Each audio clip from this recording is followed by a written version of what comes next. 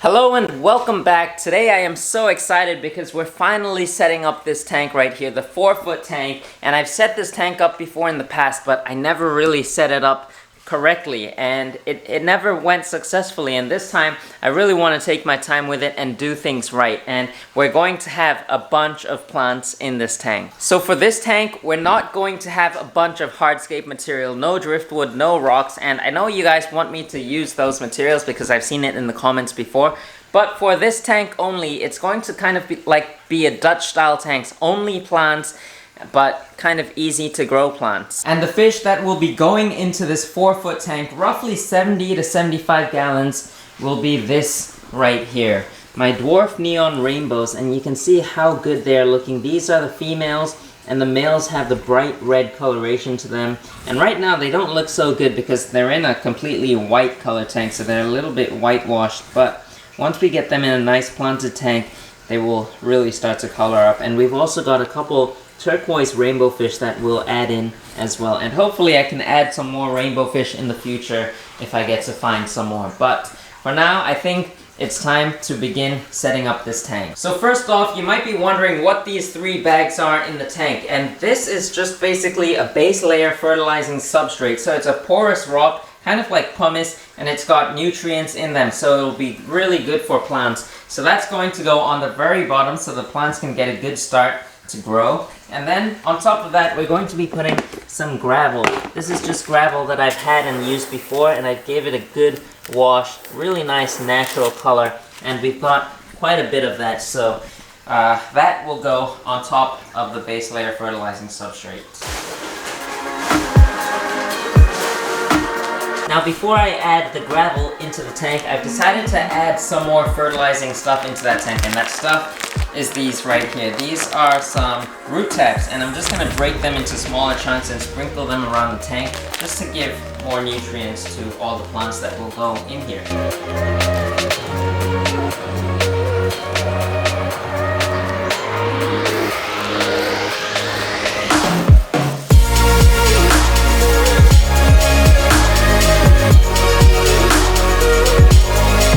Alright, and the gravel is now in the tank. Take a look at how good that looks. This time around I went with a much thicker layer of gravel because last time I think I went too thin and the plants weren't able to get a good hold of the substrate with their roots. So if you take a look at the back, you can see how thick it is back here. So I think this will be perfect for some of the plants I've got in mind for this tank. And the plants that we'll be using today are some that I've already got, as well as some new ones that I just purchased. But some of them will be these Crips. I've got some different types of Crips in this tank.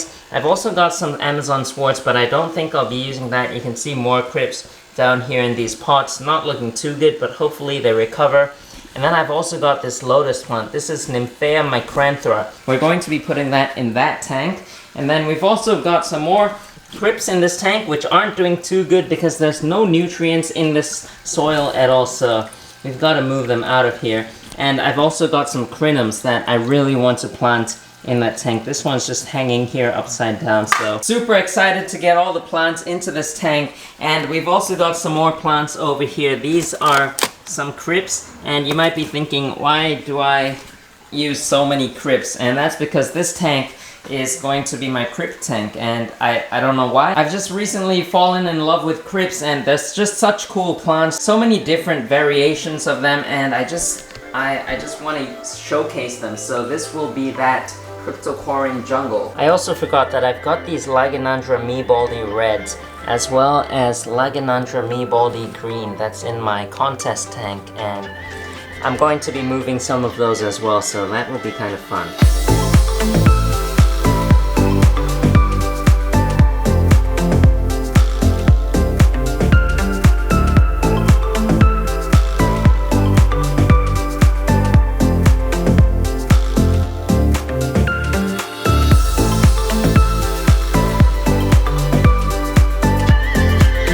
And just like that, I am back. It's been almost 2 months, I think more than 2 months since that last clip. And the reason why I waited so long for this day to come is because I wanted some of those Crips to grow in. A lot of them were still very small and the tank just didn't look good. And also I had some Crips that were in their immersed state. So I wanted them to grow submerged. and now we can take a look at them. So a lot of things have also changed in the fish room during those 2 months, so let's go and take a look. So before we take a look at this tank over here, you can see I'm using the 𝗯𝘂𝗀𝗀𝗀𝗀 towel just to block in some of the direct sunlight. I mean, it's alright. We'll take a look at that in just a moment. But things are changing in this fish room, and I'm working on a lot of stuff. I can't wait for this fish room to be completely finished, but that will take some time, so be patient with me. I'm trying to work on this one step at a time, and things will look good in no time, or maybe in some time. But over here I want to show you guys this tank. This is my guppy breeding setup, and these are 𝗂𝘂𝘀𝗀𝘀 guppies. This tank right here on the left is my favorite ones, because the females in this tank are super nice looking. They've got that red color on their face, and yeah, they're just super nice. The females on this side though, they don't have that red color face, so that's why they're in this tank. These are like the not super high quality fish, and then these are the very high quality ones that I picked up from this tank, and I'm going to try to get these guys to breed a lot more. And you can see one of the babies here has some super nice colors on them. So, and there's also, if you look closely, a bunch of babies in here that recently hatched, and I think some of them might be getting eaten by the parents, but yeah, hopefully we can get a lot of the babies to survive. I might have to scoop a bunch of them out and grow them out in a separate tank, but we'll see.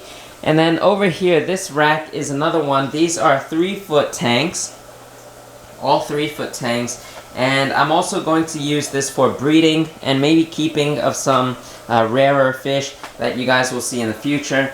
Over here, take a look at this plant. This is that lotus 𝗯𝘂𝘀𝗀𝘀𝗀 that I showed you earlier in this video, and it's grown a lot. This plant was actually in the 4-foot tank, but I recently pulled it out last week actually, because I just didn't want it in that tank anymore. I wanted to get a different lotus, a red color lotus. I think you can kind of see right there. I'll show you in just a moment, but so that is what this is. I've got a mini crinum over here. This was the crinum that was floating in that cube tank over there.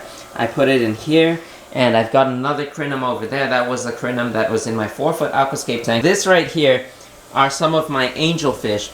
4 of them got sick, well actually 5, and I unfortunately lost one.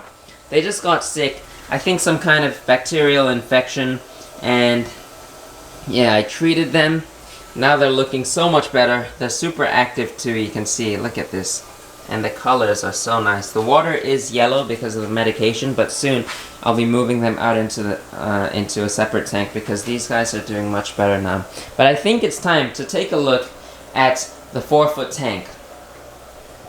So take a look at this.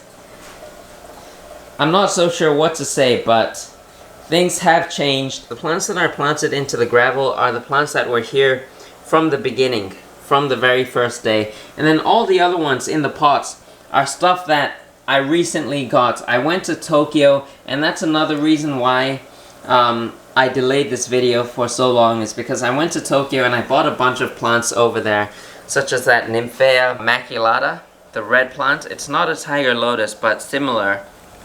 And right now it's looking kind of ugly because it was left floating for a very long time, for like 1 month. It was floating in this tank. So I finally planted it, and you can see it kind of looks ugly, but soon that thing should become a beautiful plant. I've got another nymphaea floating up there. This is called 𝗯𝘂𝗀𝗀𝗀𝗀, and I'll have a video coming out soon of all the plants that I bought from Tokyo, everything I bought from Tokyo, and I'll have fish store tour videos coming out soon. So make sure you stay tuned for that.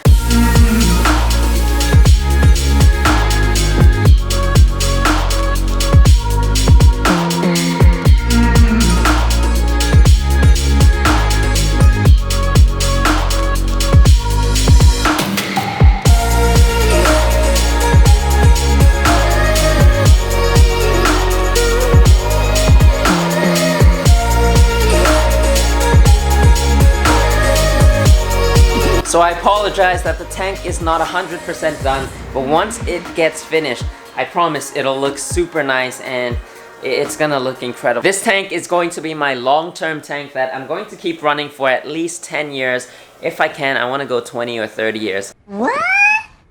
I don't know if we can go that long. I think I'm going to have a lot of fun with this tank, especially because we're playing with a lot of Crips and the crinum, I can't wait to see it get massive. But as always, I hope you enjoyed today's video. If you did, be sure to give it a thumbs up and subscribe if you haven't already. Make sure you stay tuned for next week's video because the Tokyo series is coming out next week. Fish store tours, as well as a tour of a professional aquascaper's home aquascape contest aquarium. So make sure you stay tuned for that, and I'll see you guys next time.